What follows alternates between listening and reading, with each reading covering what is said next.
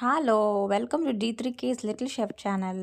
இன்றைக்கி என்ன ரெசிபி பார்க்க போகிறோன்னா சூப்பரான ப்ரான் கீ ரோஸ்ட் பார்க்கலாம். நான் 1/4 கிலோ அளவுக்கு ஸ்மால் ப்ரான்ஸ் சின்ன சின்ன ப்ரான்ஸ் எடுத்திருக்கேன். ஷ்ரிம் அதை வந்து மேரினேட் பண்ணிக்கலாம். அதுக்கு Kashmiri chilli powder 1 teaspoon, turmeric மஞ்சத்தூள் வந்து 1/2 டீஸ்பூன் நம்ம ஆட் பண்ணிக்கலாம். இதை பைண்ட் பண்ணுறதுக்காக 1/4 கப் அளவுக்கு கெட்டியான தயிர் நம்ம ஆட் பண்ணிக்கலாம். இந்த டிஷ்க்கு தேவையான உப்பு 1 டேபிள் ஸ்பூன் அளவுக்கு நம்ம ஆட் பண்ணிக்கலாம். அதுக்கப்புறமா எலுமிச்சப்பழ சாறு வந்து 1/2 லெமனில் கொஞ்சமாக நம்ம ஆட் பண்ணிக்கலாம். 1/4 லெமன் ஜூஸ் வந்து ஆட் பண்ணிவிட்டு நல்லா மிக்ஸ் பண்ணிக்கலாம். மிக்ஸ் பண்ணி எடுத்துகிட்டு இது ஒரு 20லேருந்து 30 நிமிஷத்துக்கு நல்லா ஊறட்டும். ஸோ தட் நம்ம மசாலாஸ்லாம் வந்து ப்ரானில் வந்து நல்லா இறங்கியிருக்கும். அதுக்காக வெயிட் பண்ணலாம். இதுக்கு ஒரு சின்ன மசாலா வந்து ரெடி பண்ணிக்கலாம். ஒரு பேனில் நான் தனியா வந்து 1/2 டேபிள் ஸ்பூன் அளவுக்கு ஆட் பண்ணிக்கிறேன் நான். அதுக்கப்புறமா 1 டீஸ்பூன் அளவுக்கு கடுகு வந்து ஆட் பண்ணிக்கிறேன். கடுகு ரொம்ப சேர்த்திங்கன்னா கசக்கும், அதனால் 1 டீஸ்பூன் போதும். அதுக்கப்புறமா 1 டேபிள் ஸ்பூன் அளவுக்கு சீரகம் ஆட் பண்ணிக்கிறேன். அதுக்கப்புறமா நான் 1/2 டீஸ்பூன் அளவுக்கு முழு மிளகு ஆட் பண்ணிக்கிறேன். அதுக்கப்புறமா 2 காஞ்ச மிளகா ஆட் பண்ணிக்கிறேன். ஆல்ரெடி நம்ம சில்லி பவுடர் வந்து மேரினேட் பண்ணதுனால 2 காஞ்ச மிளகா போதும். இதை ஹை ஃப்ளேமில் நல்லா 2 நிமிஷத்துக்கு நல்லா ட்ரை ரோஸ்ட் பண்ணிக்கலாம். ட்ரை ரோஸ்ட் பண்ணிவிட்டு ஃப்ளேமை வந்து ஆஃப் பண்ணிவிட்டு நல்லா ஆற வச்சுட்டு இதை வந்து மிக்ஸி ஜாரில் வந்து போட்டுக்கலாம். அதோட ஒரு 4-5 பல் பூண்டை நான் ஆட் பண்ணிக்கிறேன். இதுக்கு பூண்டு ஃப்ளேவர் நீங்கள் ஆட் பண்ணும் போது சூப்பராக இருக்கும் டேஸ்ட்டு. அதோட கொஞ்சமாக புளியும் ஆட் பண்ணிக்கிறேன். ஆட் பண்ணிவிட்டு 1/4 கப் அளவுக்கு தண்ணி ஊற்றி நல்லா பேஸ்ட்டாக அரைச்சி வச்சுக்கலாம். அடுத்ததாக ஒரு பேனில் 3 டேபிள் ஸ்பூன் அளவுக்கு நெய் சேர்த்துக்கலாம். இது கீ ரோஸ்ட்ன்றதுனால நீங்கள் தாராளமாக நெய் சேர்த்துக்கலாம். நெய் நல்லா உருகினதுக்கப்புறமா வாசனைக்காக கொஞ்சமாக கருவேப்பிலையில் ஆட் பண்ணிக்கலாம்.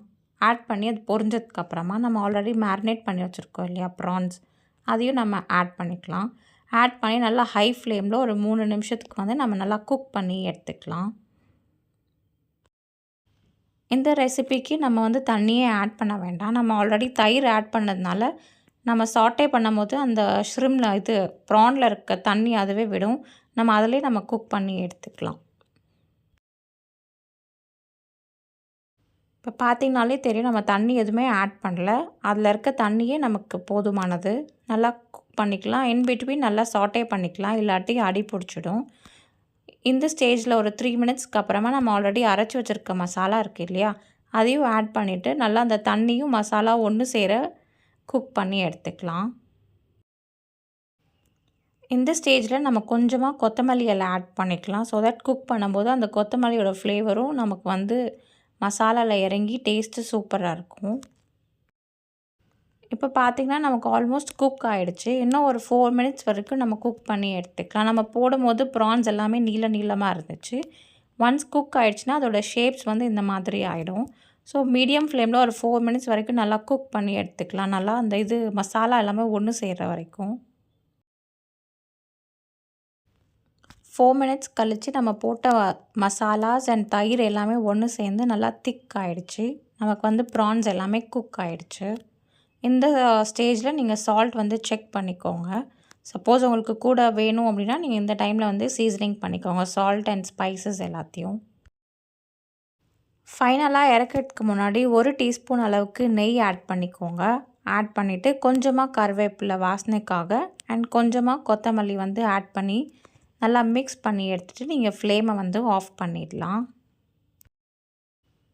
சிம்பிளான ரெசிபி தான், பட் டேஸ்ட் வந்து சூப்பராக இருக்கும். ட்ரை பண்ணி பாருங்கள்.